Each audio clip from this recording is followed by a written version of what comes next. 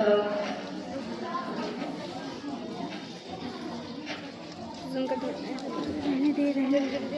یہ پورا دکھنا چاہیے. السلام علیکم ورحمۃ اللہ وبرکاتہ. الحمدللہ وکفی والسلام علی عبادہ الذین اصطفی اما بعد. اعوذ باللہ من الشیطان الرجیم. بسم اللہ الرحمن الرحیم. یا ایھا الذین آمنوا اذا کتب علیکم الصیام کما کتب علی الذین من قبلکم لعلکم تتقون. معزز سامعین، سب سے پہلے تو اللہ تبارک و تعالیٰ کا بہت ہی احسان ہے اور شکر ہے کہ ہمیں اس بابرکت اور پررونق محفل میں شرکت کا موقع عنایت فرمایا. آج کا بیان رمضان المبارک کے تعلق پر ہے کہ رمضان المبارک کی ہمیں کس طرح تیاری کرنا ہے اور کس طرح اس میں عبادت سے اپنی زندگی کو گزارنا ہے اور ہماری نیت بھی رمضان المبارک میں کیا ہونی چاہیے. معزز سامعین، رمضان المبارک کی آمد ایک بہترین آمد ہے.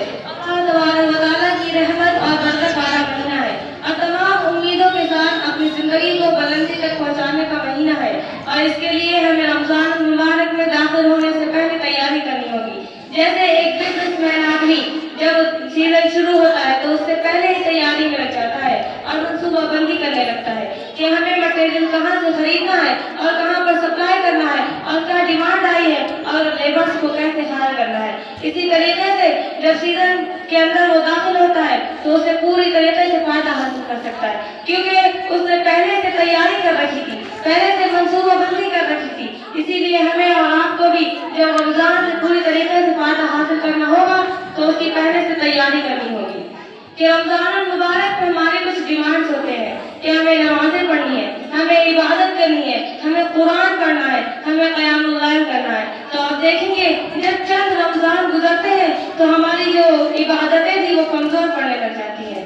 مسجدیں جو نمازوں سے فل ہو رہی ہوتی ہیں وہ خالی ہونے لگ جاتی ہیں. تراویح میں سستی آنے لگ جاتی ہے. یہ کس بنا پر ہوتا ہے؟ کیونکہ ہم نے رمضان المبارک کی پہلے سے تیاری نہیں کی ہوتی. ہم نے رمضان المبارک سے پہلے نمازوں کا اہتمام نہیں کیا ہوتا. ہم نے رمضان المبارک سے پہلے قرآن سے تعلق نہیں جوڑا ہوتا. آپ دیکھیں گے پہلے کے بزرگوں اور اسلاف کے بارے میں آتا ہے کہ جب رمضان المبارک کا مہینہ آتا تو اس سے 2-3 مہینہ پہلے ہی وہ رمضان کی تیاریوں میں لگ جاتے تھے، اپنی عبادتوں میں اضافہ کر لیتے تھے، اپنی نمازوں کا اہتمام کر لیتے تھے. تو آپ سسروں کے بارے میں آتا ہے کہ جب رجب کا مہینہ آتا تو آپ اپنی کمر کو مضبوطی سے باندھ لیتے اور عبادتوں میں مشغول ہونے لگتے اور دعا فرماتے تھے اللہم بارک لنا فی رجب و شعبان وبلغنا رمضان.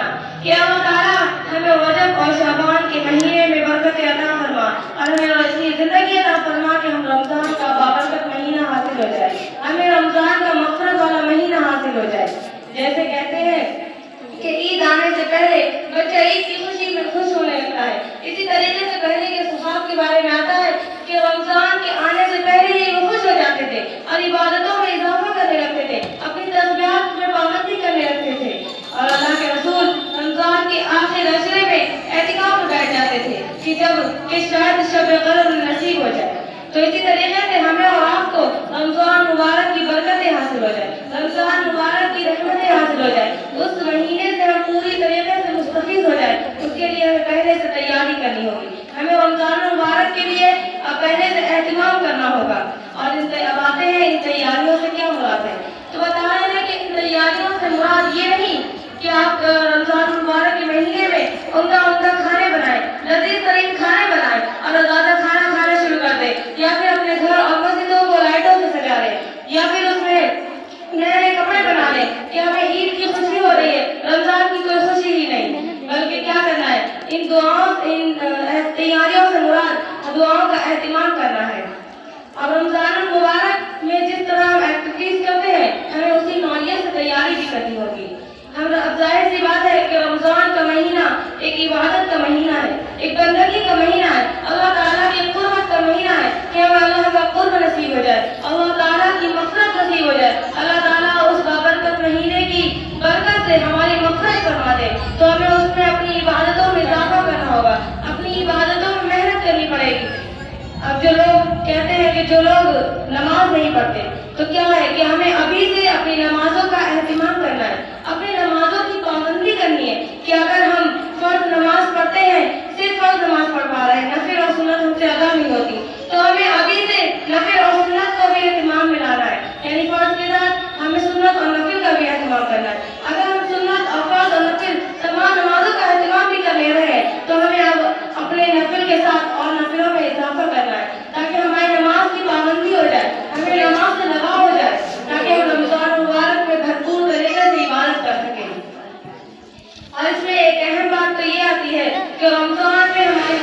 जाती है। रमजान का मकसद है तकवा को हासिल करना।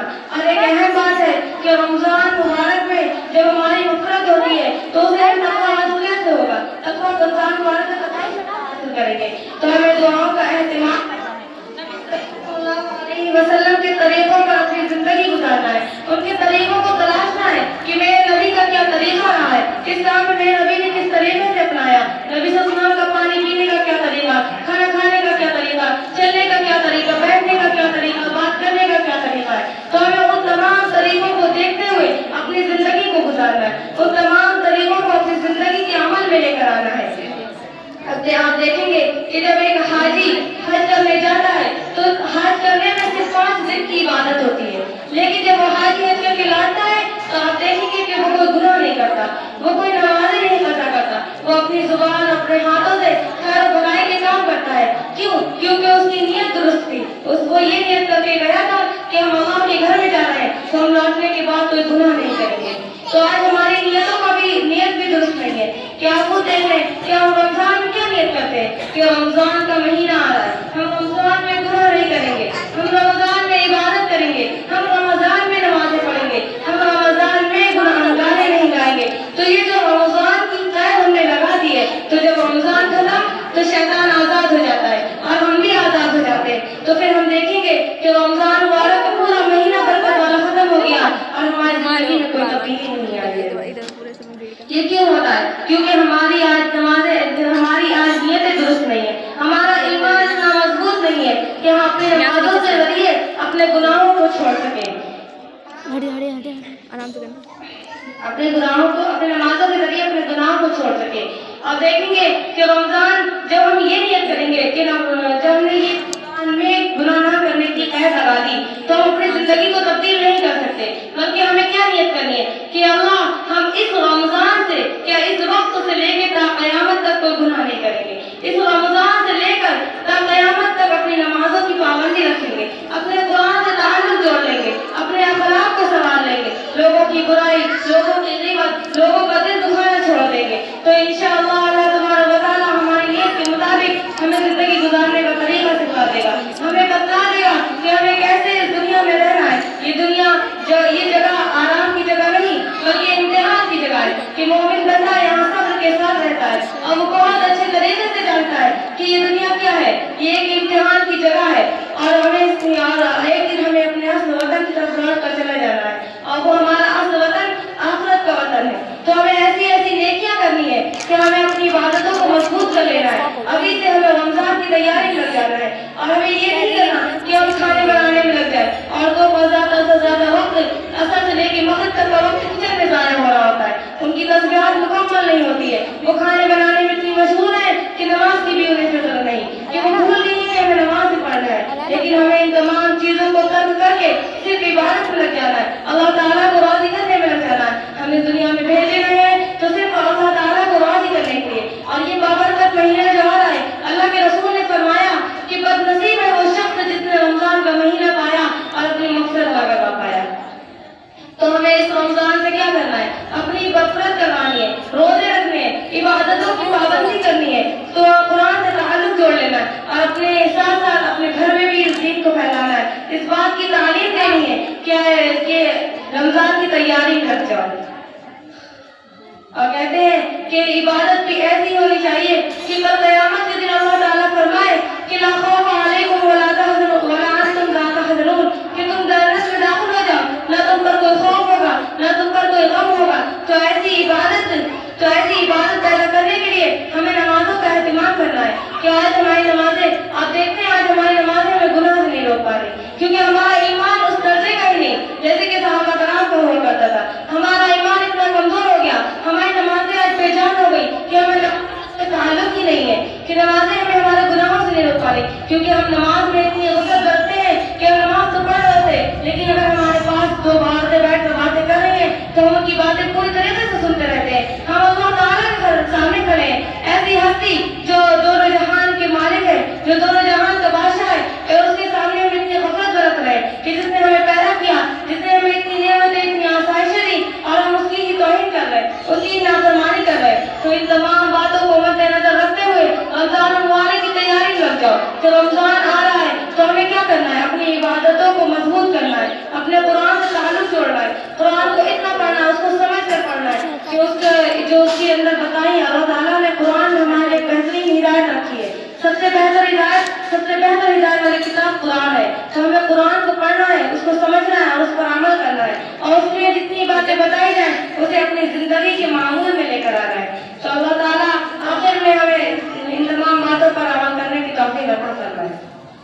تو آج سے وقت ہے تو لگ جاؤ اپنی عبادتوں میں اور اپنی اللہ کو راضی کرنے میں لگ جاؤ, اللہ تعالیٰ کے قرب کو حاصل کرنے میں لگ جاؤ. تمام بری باتوں کو چھوڑ دو, کیونکہ اس دنیا میں کچھ نہیں رکھا. یہ دنیا ایک فانی ہے کہ کوئی سونے والا شخص خواب دیکھتا ہے کہ خواب میں اسے بہت خزانے نظر آ رہے, لیکن حقیقت میں جب اس کی آنکھ کھلتی ہے تو کچھ بھی نہیں ہوتا. اسی طریقے سے یہ دنیا ہے, دیکھنے میں تو بہت ہی روشن اور بہت ہی پرسکون نظر آتی ہے, بہت ہی مزین نظر آتی ہے, لیکن حقیقت میں اسے بھی ایک دن فنا ہو جانا ہے, اسے بھی ایک دن ختم ہو جانا ہے. یہاں تک کہ مگر موت کو بھی موت آ جائے.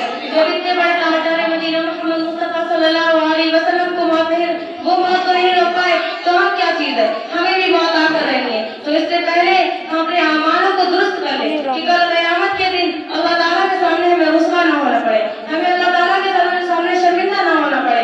اپنے پیارے محبوب کی امت کو ہم بدل کر کے دکھائیں. یہ نہیں کہ ہم ان کے سامنے افسوس کر رہے ہیں کہ آپ ایک اور سرکار ان کے ہاتھوں سے نصیب نہیں ہو رہا, بلکہ ہمیں کیا کرنا ہے کہ ہمیں اپنے اعمالوں کو ابھی سے بہترین بنانا ہے, درست بنانا ہے, کہ کل ہم اللہ تعالیٰ کے سامنے پر سر کو اٹھا کر کھڑے ہو سکیں. تو اللہ تعالیٰ آخر میں تمام حکم سننے زیادہ عمل کرنے کی توفیق عطا فرمائے.